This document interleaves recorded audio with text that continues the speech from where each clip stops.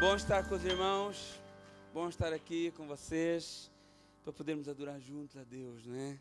E é o que nós viemos fazer. E eu queria estar agora lendo uma palavra, meditar um pouquinho na Escritura, João capítulo 9, do verso 1 até o verso 7. E ver aqui o que é que a palavra do Senhor tem para nós nesta tarde. João capítulo 9, do 1 até o 7, depois deixem as Bíblias abertas. Nós vamos estar aqui entre o capítulo 7 e o capítulo 9. E a palavra do Senhor diz assim: caminhando Jesus viu um homem cego de nascença. E os seus discípulos perguntaram: Mestre, quem é que pecou? Este aos seus pais para que nascesse cego? E respondeu Jesus: olha, nem ele pecou e nem os seus pais, mas foi para que se manifeste nele as obras de Deus. É necessário que façamos as obras daquele que me enviou enquanto é dia. À noite ela vem quando ninguém pode trabalhar. Enquanto eu estou no mundo, eu sou a luz do mundo. E dito isto, cuspiu na terra, tendo feito lodo com a saliva, aplicou nos olhos do cego, dizendo-lhe: vai, lava-te no tanque de Siloé, que quer dizer enviado. Ele foi, lavou-se e voltou, vendo. Glória a Deus. Senhor, meu Deus e meu Pai, eu te agradeço, Senhor, por esta palavra, por este culto, por estes louvores maravilhosos, ó Pai, que o Senhor nos conduziu nessa adoração, que o Teu Santo Espírito continue conosco, falando ao nosso coração. Me dá graça, Pai, para que eu possa estar ministrando a palavra que é Tua, a glória que é Tua, o louvor que é para Ti, e só o Senhor é o centro de tudo o que nós fazemos aqui nesta tarde. Seja louvado e honrado e engrandecido o Seu santo nome, em nome de Jesus. Amém. Irmãos, podem sentar. Eu gostaria de falar hoje aqui de uma realidade que infelizmente é a realidade de muitos, né? Que é a cegueira. E quando nós lemos esse texto, Jesus está mostrando aqui, na cegueira deste homem, uma realidade comum a muitos de nós. E quantas pessoas cegas por aí? E quando eu digo pessoas cegas, eu não falo daquelas que têm uma bengala ou que têm um cão-guia, mas pessoas cegas espiritualmente falando. Pessoas que não enxergam a sua realidade. Pessoas que não conseguem enxergar o estado em que elas estão, a situação a que elas chegaram, o ponto que elas chegaram. Pessoas que não têm noção das consequências, do caminho pelo qual elas decidiram correr a sua vida. Quantas pessoas cegas de nascença, assim como este homem aqui, representado por João. E um dos milagres que Jesus mais fez foi precisamente dar vista a cegos. Existem vários relatos de Jesus dando vista a cegos. Afinal, esse era um dos sinais que o Messias faria. Mas não só dar vista a cegos físicos, mas para trazer luz a uma humanidade que estava em trevas. E quão grandes eram essas trevas? Isaías capítulo 9, verso 2 diz: olha, o povo que andava em trevas viu uma grande luz, e os que viviam na região da sombra da morte resplandeceu-lhes a luz. Quão grandes eram as nossas trevas, meus irmãos. Como nós andamos cegos pelo pecado, pelas ilusões deste mundo, mas um dia, meus irmãos, a verdadeira luz chegou até nós. Glória a Deus. Um dia a luz do Evangelho brilhou no nosso coração. Aleluia. E foi isso que Jesus veio fazer. Abrir os nossos olhos para uma nova realidade espiritual. Para que nós andemos nessa realidade. O povo andava cego. E muitos andam cegos. Cegos espirituais e cegos pela sua religiosidade também. Que era o caso desse contexto. Situação com este cego, ele termina uma série de acontecimentos que vai desde o capítulo 7 até o capítulo 9, né? Eles estavam a celebrar a festa dos tabernáculos, uma festa que apontava para a vinda do Messias na plenitude dos tempos, mas também uma festa que lembrava o tempo que Israel viveu no deserto durante aquela peregrinação de 40 anos, depois de passar o Mar Vermelho, depois da lei do Sinai, depois de eles terem se rebeliado e duvidado do poder do Senhor, o Senhor fez eles caminhar 40 anos no deserto. E durante esses 40 anos que eles caminharam no deserto, eles habitaram em tendas, em tabernáculos. E esta festa, apesar dela ter um apontamento profético, ela também tinha esse memorial daquilo que o povo havia passado. E esse tempo de deserto em que o povo habitou em tendas, foi um tempo em que Deus demonstrou para Israel que a sua força não estava em grandes cidades fortificadas, com grandes muralhas, com grandes muros, mas que a sua força estava na presença de Deus que era com eles ali. Irmãos, você pode não ter muita coisa, como aquele povo no deserto, mas se você tem a presença de Deus, você tem tudo o que você precisa. A sua casa pode ser humilde, pode ser uma casa pequenina, com poucas coisas, mas se a presença de Deus está lá o Rei dos Reis, o Senhor dos Senhores, então aquilo é como um palácio. Talvez você está passando por um deserto também na sua vida, eu não sei, não conheço todos, mas passe por esse deserto como Israel passou, vivendo na dependência do Senhor. E isto era um memorial, esta festa desse tempo aqui, do tempo em que o próprio Deus tinha uma tenda no meio do povo. O tabernáculo era uma tenda em que a presença de Deus habitava na Arca da Aliança e estava precisamente no meio do povo. E claro que Deus não se pode limitar a uma tenda, mas era um lugar que Deus escolheu para se manifestar a sua presença.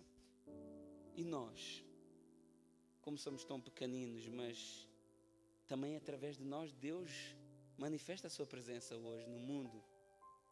O Verbo se fez carne e habitou entre nós, não foi?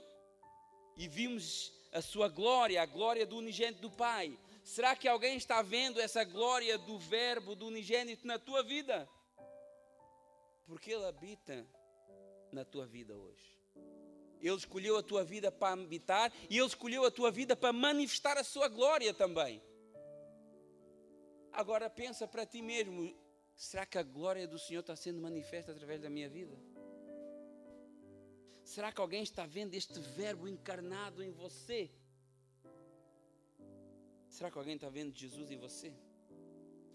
Jesus disse, olha, eis que eu estou convosco alguns dias só. Foi isso que Jesus falou.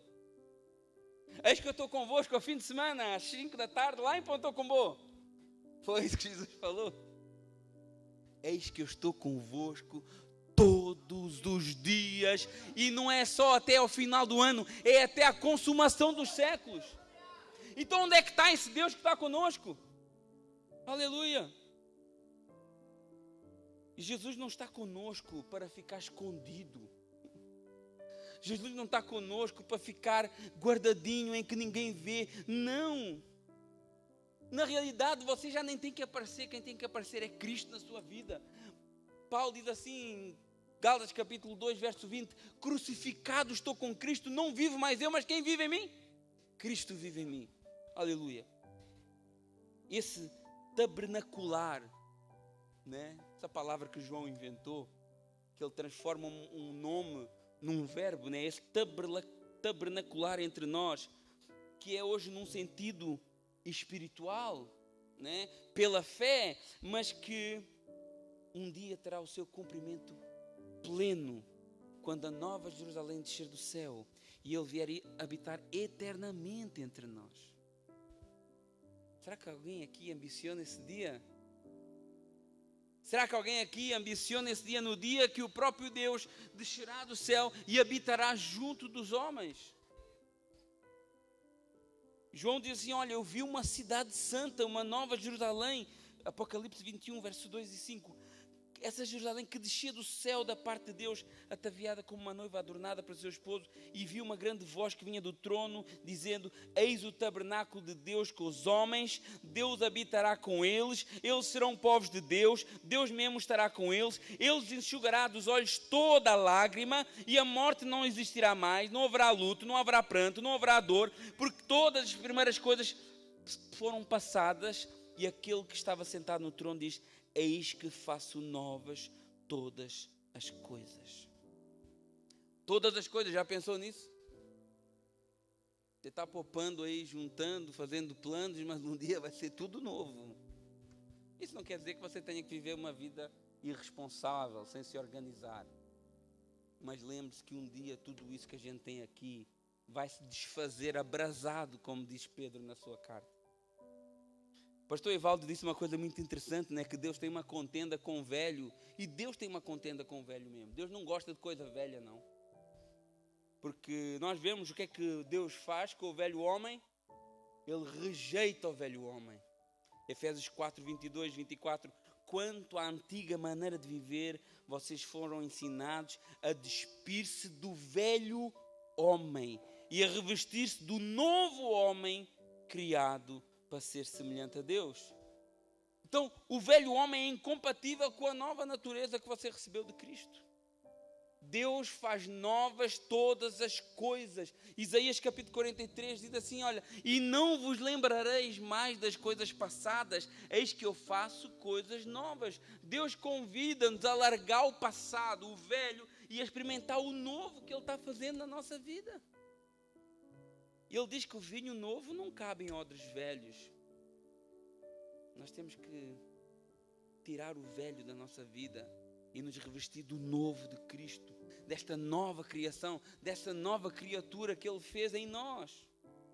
E claro que Deus não está falando de velho em termos de idade, não tem nada a ver com isso, até porque existem pessoas de idade que são muito mais úteis para o Evangelho do que pessoas jovens. Eu ontem estava a ver a pastora Magdalena ali no churrasco dos jovens, aí ela agarra numa bandeja do pão, que era quase mais pesada do que ela, e estava lá distribuindo pão pelos jovens. Eu estava lá, eu estava vendo, ó. Deu uma chapada assim nesse povo tudo cair, inclusive em mim. Inclusive em mim, que estava lá sentado, né? Então, Deus não está falando aqui de idade, de jovem ou velho de idade. Deus está a falar daquilo que pertence à nossa velha criatura, à nossa velha maneira de ser, ao nosso velho homem, ao tempo da cegueira, ao tempo da escuridão, ao tempo das trevas. E às vezes nós temos dificuldade em largar as coisas desse tempo. Aleluia. Esta festa dos tabernáculos, ela apontava para aquilo que Cristo vinha fazer também, que era possibilitar a presença de Deus no meio dos homens. E tudo o que isso implica. Porque quando Deus está no meio dos homens, quando Deus está no nosso meio, quando Deus está na sua vida, na minha vida, tem coisas que não falham. Uma é provisão e outra é direcionamento. Que era isso que Ele mostrava ao seu povo no deserto. Nós vemos que, por exemplo, o povo no deserto nunca faltava provisão. Eles bebiam da água da rocha, aí eles tinham fome, aí tinham maná, aí eles queriam comer carne, Deus mandava codornizes. Aí Ele mandava, às vezes, assim, vocês vão comer tanta carne que essa carne vai sair pelos olhos. O próprio Deus mandava com abundância. Porque quando Deus está, existe provisão. Existe sustento do Senhor. Mas naquele mesmo contexto, na presença de Deus, não só havia provisão, mas havia também direcionamento. Porque a Bíblia diz que havia uma coluna de fogo, havia uma nuvem durante o dia e havia uma coluna de fogo durante a noite que dirigia o povo de dia e de noite, para que eles nunca ficassem sem direcionamento. Então, meus irmãos, a presença de Deus sempre traz isso, provisão e direcionamento. E assim como Deus cuidou do seu povo lá atrás, meus irmãos, Deus continua cuidando do seu povo hoje. Deus não mudou. Nós mudamos, mas Deus não mudou. Nós deixamos de crer, às vezes deixamos de buscar, deixamos de confiar em Deus, mas Deus não deixou de ser Deus Todo-Poderoso nas nossas vidas. Deus continua sustentando o seu povo, Deus continua guiando o seu povo. Mas antes, lá no deserto, Deus fazia isso através de sombras, através de símbolos. E Jesus, nesta festa dos tabernáculos, Ele estava a trazer corpo a essas sombras. Ele estava a demonstrar, olha, lembram-se o que aconteceu lá no deserto? Era eu que estava lá e sou eu que assumo a partir de agora. Era isso que ele estava dizendo nesta festa dos tabernáculos. Durante a festa dos tabernáculos, todos os dias, os sacerdotes iam buscar água num vaso de ouro ao tanque de Siloé, que significa enviado. Todos os dias, durante os 7 dias de festa, os sacerdotes iam buscar essa água e derramavam essa água na ponta do altar.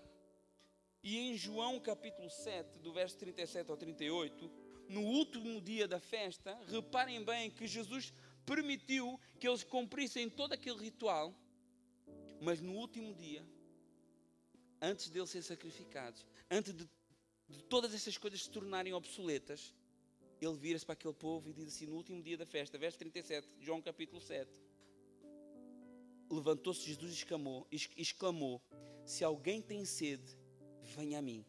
Quem crer em mim, como diz a Escritura, do seu interior fluirão rios de água viva. É como se Jesus tivesse tirado a venda dos olhos daqueles homens e dizer, olha, esse tanque de Siloé do enviado e essa água que vocês vão buscar, agora sou eu. Agora é comigo. Agora a água que vocês precisam não é mais essa água física. Agora a água que vocês precisam é a água que eu vou vos dar. Jesus estava descobrindo algo que estava coberto. Jesus estava demonstrando a sombra daquilo que eles praticavam há tantos anos e ele estava sendo o cumprimento daquele ritual. E o tanque de Siloé sou eu. Ele dizia, eu sou esse tanque de Siloé. Eu sou essa fonte de águas. Não precisam de mais pegar lá. Sou eu. Vocês estão até aqui. É como se Jesus dissesse, olha, até aqui vocês cumpriram tudo bonitinho. Está tudo top. Olha, cumpriram tudo à risca. Mas agora vai entrar em vigor uma nova realidade. Agora sou eu que vou dar a água para beber. Essa água que até hoje vocês não experimentaram. Mas agora vocês vão experimentar uma água que quando vocês experimentarem, vocês nunca mais vão ter sede. E o texto diz que Jesus falava do Espírito Santo. E eu queria perguntar uma coisa para os irmãos. Alguém aqui, depois de beber de Jesus, ficou com sede? É claro que eu não estou a falar de sede de H2O. Mas eu me pergunto se alguém aqui, depois de experimentar de Jesus, depois de experimentar a presença do Espírito Santo, continuou com sede. Será que existe alguém que tenha experimentado Jesus? Ai pastor, eu acho que eu bebi. Mas parece que não fez grande diferença na minha vida. Então você não bebeu. Então você não bebeu. É só essa a realidade. Porque beber da água de Jesus é uma experiência sobrenatural. A conversão é uma experiência sobrenatural. Nós às vezes tentamos normalizar, naturalizar a experiência da conversão como se fosse algo como se fosse só uma mudança de hábitos. Ela inclui uma mudança de hábitos, mas ela é algo sobrenatural na sua vida. E às vezes a pessoa ela muda de hábitos. Ela muda de ambientes. Ela muda de práticas, mas ela não saciou essa sede que só Jesus pode saciar. Beber água de Jesus é uma experiência não só de saciedade, mas de abundância. Jesus disse, olha, eu não vou só dar uma água para vocês beberem um golinho, não. O que eu tenho para você vai vos inundar, vai transbordar em vocês rios de água viva. Essa água, esse Espírito que vocês vão receber, vai jorrar de vocês. Jesus estava se revelando àqueles homens, ele estava dizendo, eu sou a fonte, sou eu aqui, eu tenho a verdadeira água, eu tenho o verdadeiro sustento para vocês, que sacia a sede do ser humano. Esse ritual todo aí se cumpre em mim, eu sou o cumprimento disso aí.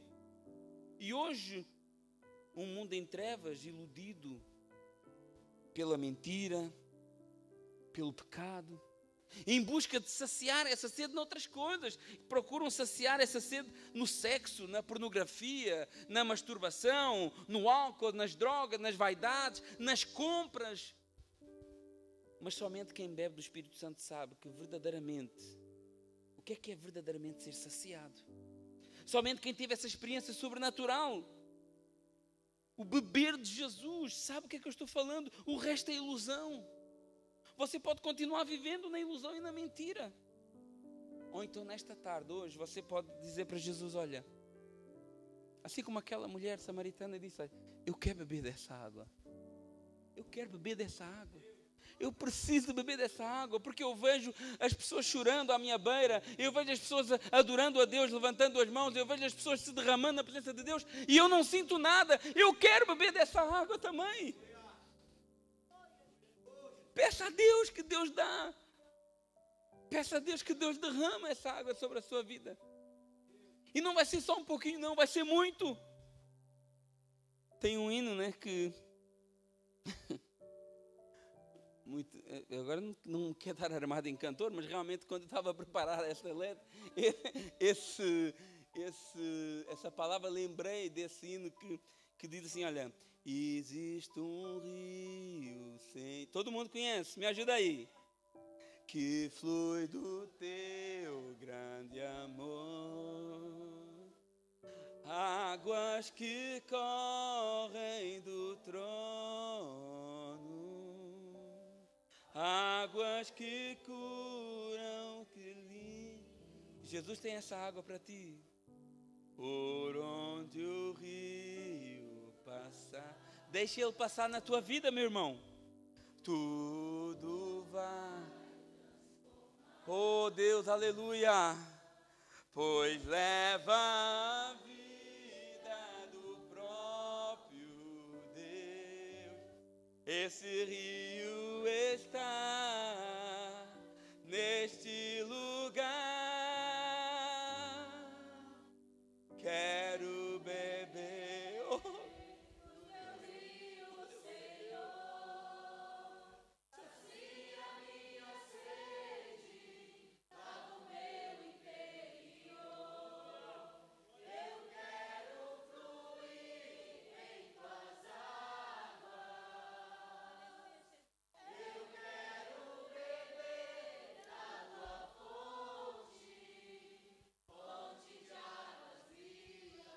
Aleluia.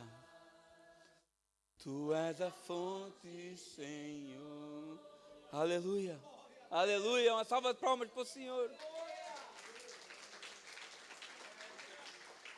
Jesus, Ele quer nos encher dessa água. Jesus, Ele quer nos dar a beber desta fonte. Não é a fonte do pastor, do grupo de louvor, da igreja. Não, é a fonte, é dele, não é nossa. Por isso que é algo sobrenatural. Por isso é algo que às vezes as pessoas não vão alcançar, porque elas não se entregam, porque elas querem dividir Deus com o mundo e o mundo com Deus, e não dá certo essas coisas. Aleluia. E Jesus diz para nós nesta tarde, olha, Apocalipse 22, verso 16, eu, Jesus, enviei o meu mensageiro para vos afirmar estas coisas à igreja. Eu sou a raiz, a geração de Davi, a brilhante estrela da manhã. O Espírito e a noiva dizem, vem. Aquele que ouve, diga, vem. Aquele que tem sede, venha. Quem quiser receber de graça a água da vida. É de graça. Essa é de graça, essa água é de graça. Você não precisa pagar nada, você não precisa nada para receber dessa água. Jesus já pagou. O sangue já foi derramado. O véu já foi rasgado. Aleluia. Tem mais um hino aí, né? Mas não, deixa quieto. As barreiras já foram derrubadas, meus irmãos. Não tem mais ritual, não tem mais símbolos. Aleluia.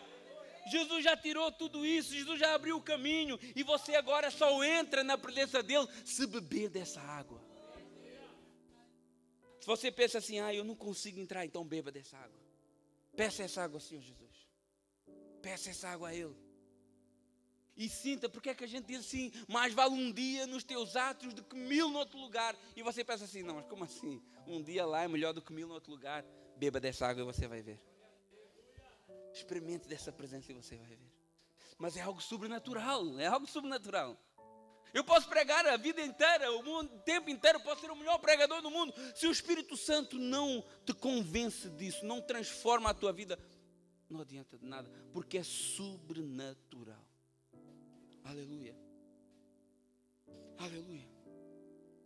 Jesus começa abrindo os olhos deste povo para as realidades espirituais que estavam por detrás de tudo aquilo que Deus tinha estabelecido como mandamentos cerimoniais. Porque tudo o que Deus mandou fazer, Ele representava algo lá na frente. Usar colocou a mão na arca e morreu. Deus é um Deus tirano. Não é que Deus tivesse um grande apego pelas coisas, pelos símbolos, né? Pela arca, pelo tabernáculo, a pia de bronze, o altar de incenso, o candelabro, a mesa dos pães da proposição. Não é que Deus tivesse um cuidado especial com aquilo ali, mas Ele tinha um cuidado por aquilo que era representado ali. Essa é que era a questão. Mas chegou uma altura que tudo o que estava representado ali se fez carne e habitou entre nós. E vimos a sua glória, como a glória do unigênito do Pai. Aleluia!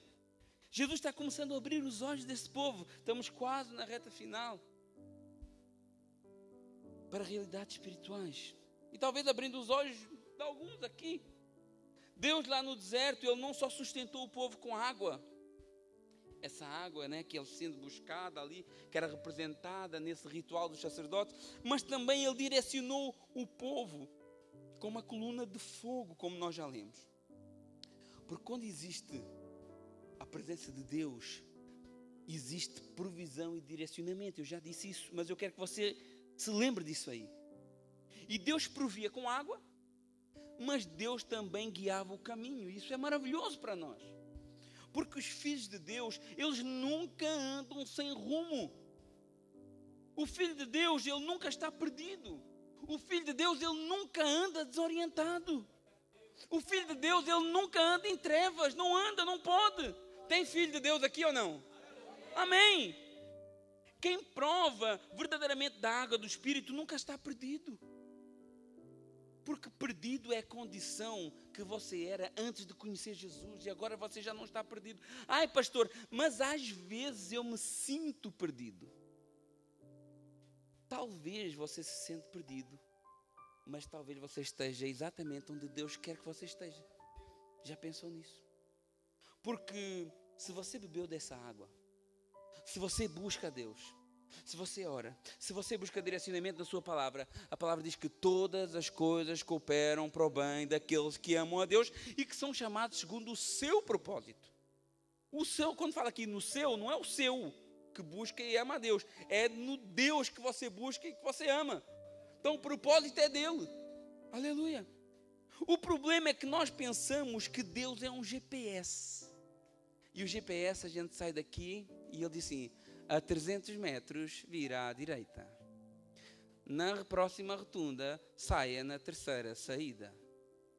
Não é? O GPS dá passo por passo. Mas Deus não é um GPS. Nós queremos que Deus diga se eu vou de calça ou de saia para a igreja. Nós queremos que Deus diga se eu devo pintar o cabelo ou não, se eu devo furar a orelha ou não. Nós queremos que Deus diga se eu devo servir na igreja ou não. Nós queremos que Deus diga o nome do meu futuro marido ou do meu futura esposa. Nós queremos que Deus diga tudo, mas Deus não é um GPS.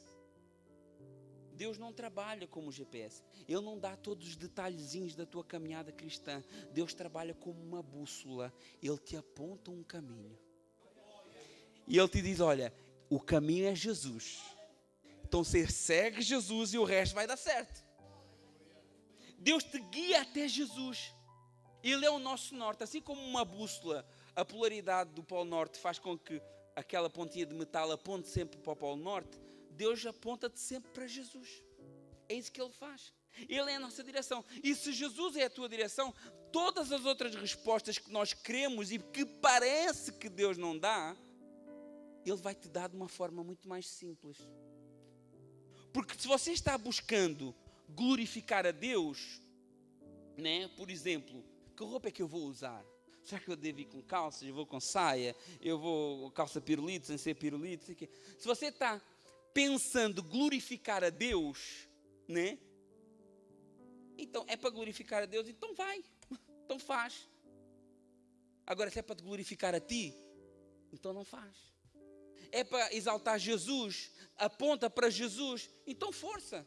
Não aponta para Jesus, então não faças. Esse relacionamento que tu estás a ter vai te aproximar de Jesus, então força. Esse relacionamento vai te afastar de Jesus, então chuta que é laço. Simples assim. Esse trabalho novo que tu estás a ter, eu tenho um trabalho, eu não sei se é de Deus. Ele vai te prejudicar a tua comunhão com a igreja, porque não tem como separar Cristo da igreja. É capaz, às vezes a pessoa pensa que eu posso ser cristão sem estar na igreja, mas não tem como separar Cristo da igreja. Você não separa o corpo da cabeça. Então não tem como seguir a Cristo sem frequentar uma comunidade cristã. O escritor aos Hebreus fala isso. Não deixem de congregar como é costume de alguns. Hoje tem os desigrejados aí, mas não é, biblicamente falando, tão errado. Agora, eu tenho um trabalho que é uma bênção. Eu vou ganhar um monte de dinheiro, mas eu não vou poder congregar. É laço do inimigo, meu irmão. Agora eu tenho outro, se calhar não vou ganhar tanto, mas eu vou poder congregar, eu vou poder estar com os irmãos, eu vou poder colaborar com a obra, eu vou poder estar nesse momento de união, de comunhão tão maravilhosa que o pastor falou aqui, a Miriam falou aqui. Então é isso aí. É isso aí. Então é de Deus. Aponta para Jesus, te encaminha para Jesus, vai que dá certo. Te aponta para o sentido contrário de Jesus, não vai que dá errado. Jesus nunca nos deixa perdidos. Você pode até sentir, meus irmãos, você pode até sentir que as coisas fugiram do seu controle. Mas se você está em Jesus, então Jesus está no controle e não você. Porque Jesus continua sendo essa coluna de fogo durante a noite. Jesus continua guiando o seu povo pelos desertos desta vida. E Deus te guiou até Jesus. Jesus é o nosso norte, Ele é a nossa direção e Ele é o nosso alvo. E o caminho que você faz com Ele é pela fé e não é por vista. Mas o teu alvo é Ele. E todas as minhas decisões, todas as tuas decisões, aquelas decisões que parece que o céu se fechou e Deus não fala conosco e nós não ouvimos nada, você não precisa de ouvir mais nada. Você precisa de ler a palavra. Você precisa de buscar Jesus, conhecer Jesus e ir na direção dele.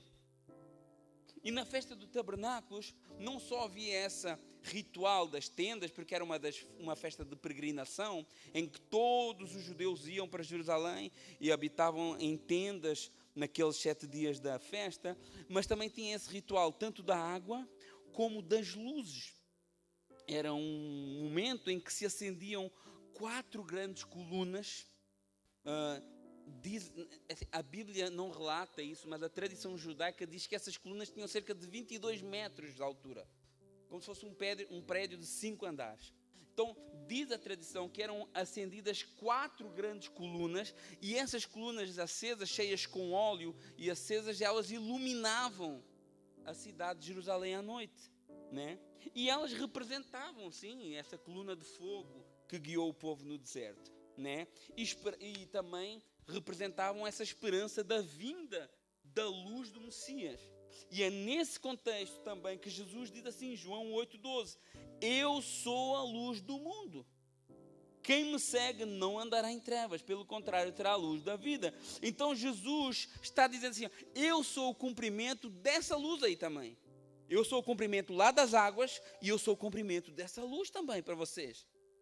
Mas Jesus vai mais longe, porque aquela luz ali, que era iluminada naquelas grandes colunas talvez de pedra, não sei, colunas altas, essas 4 colunas, elas iluminavam a cidade de Jerusalém.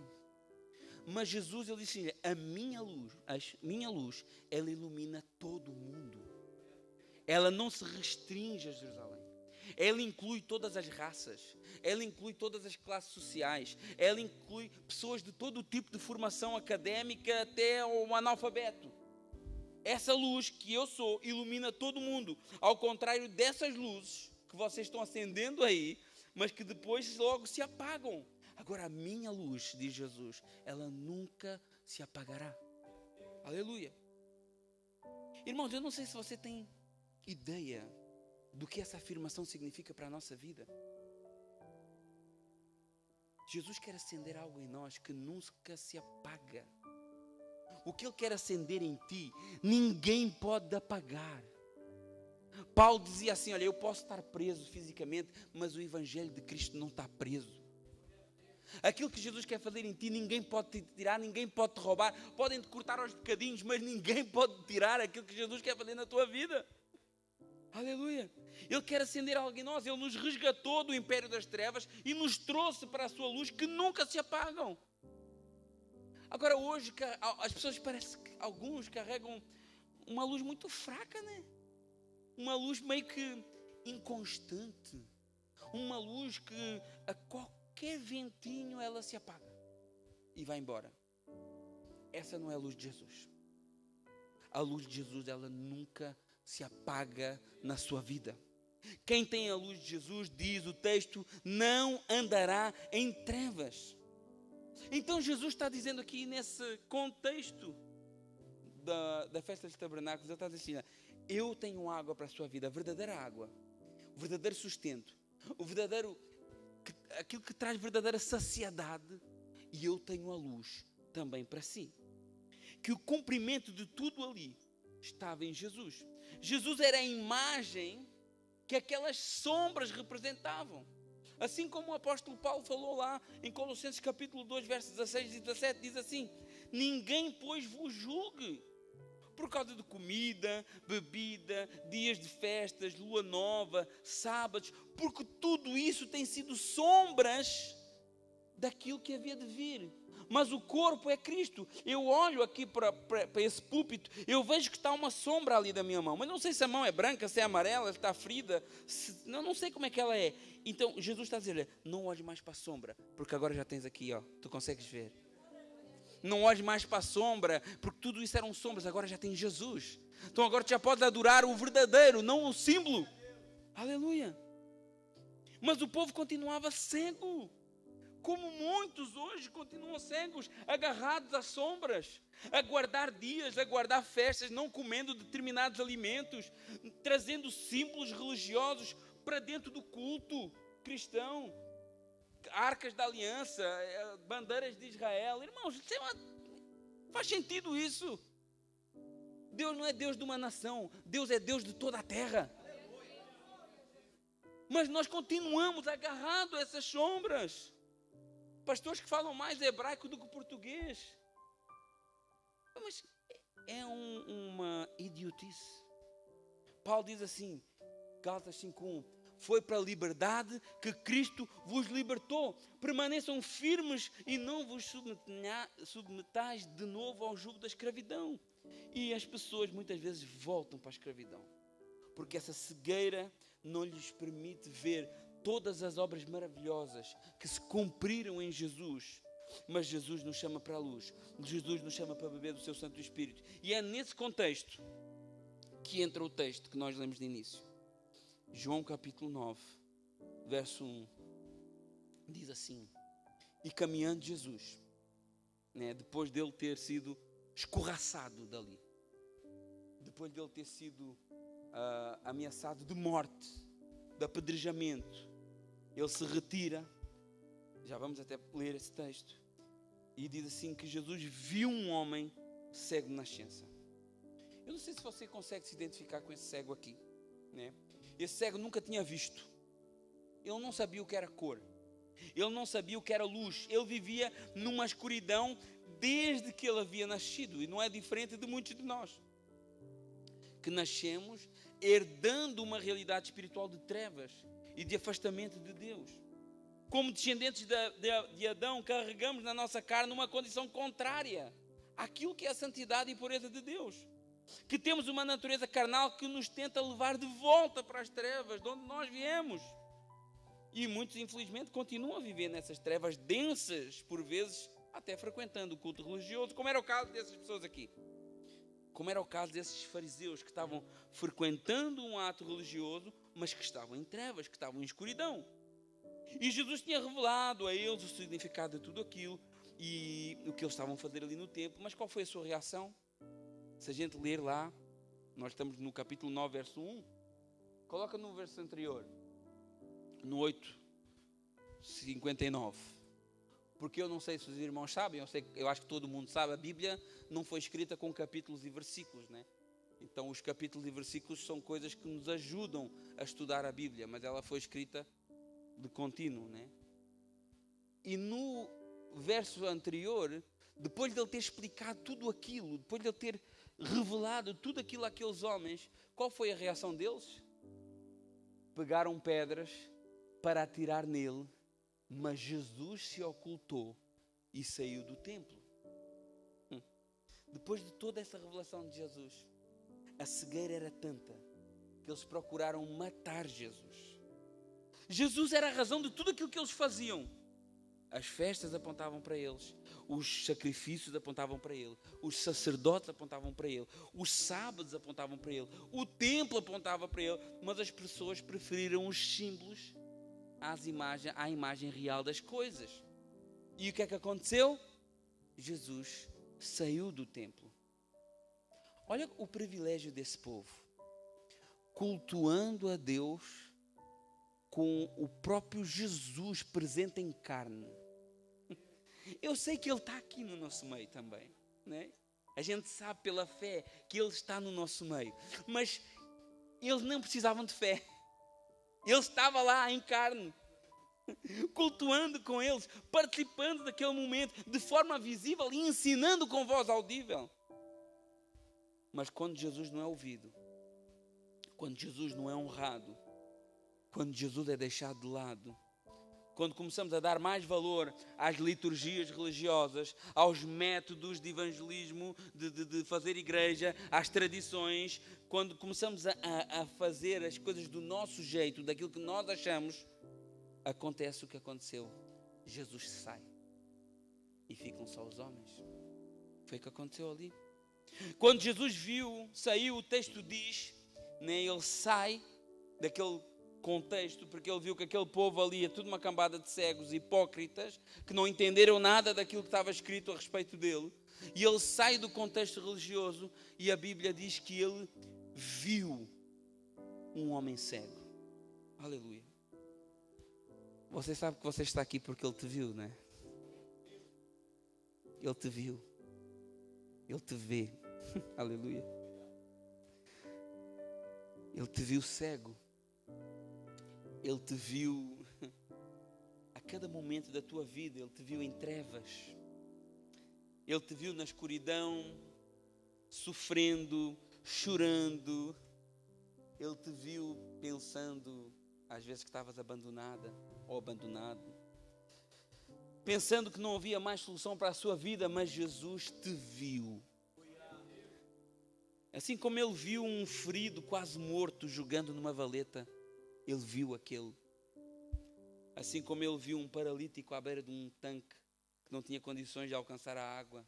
Assim como ele viu aquela mulher pecadora divorciada 5 vezes e adúltera. Ele viu essa mulher e ele nos viu a nós também. Mesmo nós sendo uma vergonha, mesmo nós tentando nos esconder, mesmo nós fugindo dele, Jesus nos viu. Aleluia. Jesus nos viu. E quando Jesus viu aquele cego, os discípulos perguntaram, verso 2 de João capítulo 9, Mestre, quem pecou? Este aos seus pais para que ele nascesse cego? Esta é a típica pergunta de quem não entende nada das coisas espirituais. Nós sempre gostamos de justificar o porquê das coisas, né? Nós queremos sempre arranjar uma lógica. Nós queremos sempre que as contas batam certo. Nós somos como aqueles amigos de Jó. Não, calma aí. Se tu estás a sofrer isso tudo é porque você roubou alguém. Se tu estás a sofrer tudo isso é porque você fez algo mal e Deus está te castigando. E nós queremos sempre uma justificação. Mas as coisas de Deus saem da lógica humana muitas vezes, meus irmãos. E talvez você possa pensar, eu sofri tanto durante a minha vida, por que é que isso aconteceu comigo? As coisas que eu não estão dando certo, será que eu estou debaixo de alguma maldição? Porque nós queremos sempre saber, né? Mas talvez você deva perguntar, olha, para que isso aconteceu? Não porquê. Tu coloca no lugar deste cego aqui, a Bíblia diz que ele era um homem, os seus pais mais à frente vão dizer que ele já tem idade, né? A idade para ser responsável em termos de religião no judaísmo é 13 anos. Então 13 anos um judeu já é responsável aos olhos da lei religiosa. Aos olhos da lei civil, 20 anos. Talvez como o João chama ele de homem, talvez ele fosse já com 20 e poucos anos. Agora pensa, 20 e poucos anos, cego. 20 e poucos anos colocado à parte da sociedade.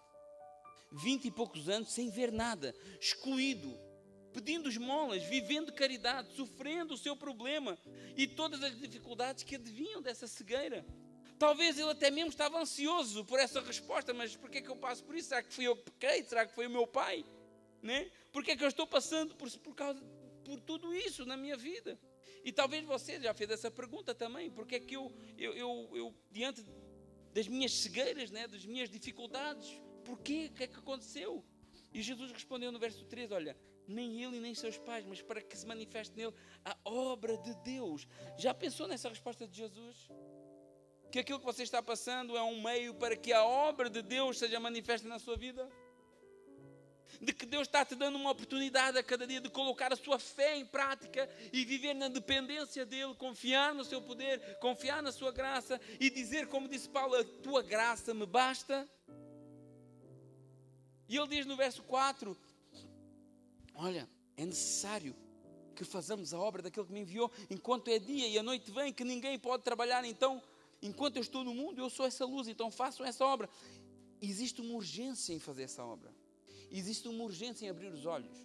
Existe uma urgência em deixar Deus trabalhar na sua vida. Existe uma urgência em levar essa luz para quem está em trevas. Existe uma urgência em glorificar a Deus através das nossas vidas. Pegue nesse seu problema, pegue nessa sua dor, pegue nessa doença e diga ao Senhor, olha, eu não sei como, o que eu sei é que o Senhor pode ser glorificado através disso. O que eu sei é que através da minha dor, através do meu problema, o Senhor pode ser glorificado, o Senhor pode fazer uma obra. E nós às vezes ficamos murmurando, nos lamentando, quando na realidade o que o Senhor quer é, abre os olhos, toma uma atitude, crê em Deus, creia no seu Filho, creia em mim, eu estou no controle.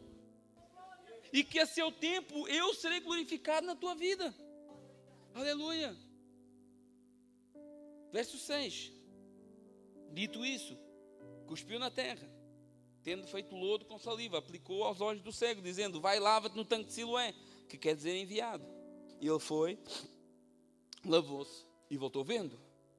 Muitas pessoas não entendem o que é que Jesus fez aqui. Talvez um dos milagres mais intrigantes. Mas por que é que Jesus fez lodo? Mas que conversa é essa de fazer lodo? Né? A gente olha para essa passagem até com alguma repugnância. Né? Uma coisa nojenta, né? Cuspiu no chão, fez uma pasta e passou nos olhos. Né? Alguns preferiam continuar cegos. Né? Mas não... Deus me...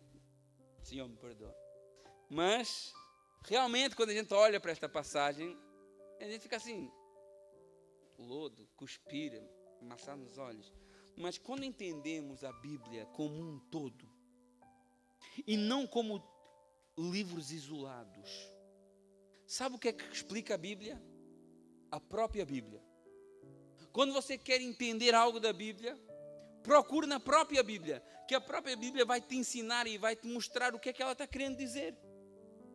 Então, no texto original, essa palavra aqui, que foi traduzida por lodo, na realidade eu acho que houve uma infelicidade nessa tradução, e há traduções melhores. Eu não sei se alguém tem Bíblia e que tenha uma outra tradução que não lodo. Não sei se aqui a tradução lama também não é tão correto. Então, na realidade, o que o texto original diz é que Jesus fez barro como do oleiro. Você vê como muda o sentido da coisa? Jesus moldou como um oleiro molda o barro. Ele usou pó e usou a saliva. Jesus, na realidade, ele está criando algo neste homem que ele nunca teve. A Bíblia diz que ele era cego de nascença. E assim como lá em Gênesis, coloca lá Gênesis 2:7, Davi, por favor, Gênesis 2:7. Olha o que é que diz lá em Gênesis 2:7. A Bíblia diz que Deus moldou o homem do pó da terra. Essa palavra moldou, né? O Senhor soprou nas olhos e formou. Essa palavra formou ali, apesar de ser... aqui está em português, mas no Antigo Testamento é escrito em hebraico. Apesar de ser uma palavra em hebraica, ela tem o mesmo significado daquela palavra lá de João capítulo 9, que é em grego. Então, as duas palavras significam moldar do barro. Então, Jesus está mostrando o seu poder criador e está mostrando que Ele está moldando e criando neste homem uma nova realidade para a vida dele. E é isso que o Senhor quer fazer em nós também. O Senhor quer abrir os olhos daqueles que estão em trevas, trazê-los para a sua presença, enchê-los desta água, desse Espírito que transborda nas nossas vidas e criar em nós uma nova criatura. Moldar em nós uma nova criatura. Como Ele fez lá atrás em Adão, como Ele faz simbolicamente aqui este cego, criar uma nova natureza sustentada por esta água e por esta luz. Olha o que é que diz, e nós já vou terminar, Efésios capítulo 2, verso 8. Diz assim: porque pela graça sois salvos mediante a fé, isto não vem de vós, é dom de Deus, não por obras, para que ninguém se glorie, porque somos feitura dele. Essa palavra feitura também é moldados por ele. Então é isso que o Senhor quer fazer em nós. Quer pegar, né, nesse barro, nesse pecado de pó, né, todo mal amassado às vezes, e amassar e criar algo novo, a imagem dele, não mais a imagem caída de Adão, mas a imagem perfeita do Cristo. Aleluia! Vamos ficar de pé, meus irmãos. E assim Jesus completou esse ensinamento aqui da festa dos tabernáculos, onde ele se apresenta não só como aquele que se fez carne e tabernaculou entre nós, mas também como aquele que é a fonte das águas, que nos dá de beber esta água maravilhosa do seu Santo Espírito, que aquele que é a luz desse mundo, que nos convida a sair das trevas para a sua maravilhosa luz, e que nos convida a que nós nos deixemos moldar por Ele, nos deixemos novamente como barro nas mãos dEle, para que Ele possa nos moldar dentro daquilo que é a sua vontade. Amém? Glória a Deus. Vamos louvar o Senhor, vamos agradecer a Deus por esta palavra, que a gente possa, em nome de Jesus, buscar cada vez mais essa água, esta luz, né? E esse trabalhar de Deus nas nossas vidas. Eu não sei se todos aqui já experimentaram dessa água, já beberam desse Espírito Santo, dessa água que sacia. Não sei se todos vós aqui já entraram nessa luz, já saíram dessas trevas, mas o que eu sei que é isso que o Senhor tem para a tua vida, é isso que o Senhor tem para as nossas vidas, é isso que o Senhor quer fazer. O Senhor quer nos transformar, nos moldar, criar algo novo nas nossas vidas. Aleluia. Amém? Vamos louvar o Senhor. Amém. Para terminar o nosso culto, vá refletindo nessa palavra, pedindo ao Senhor que possa falar ao seu coração. Aleluia. Santo é o teu nome, ó Deus. Existe um rio, Senhor,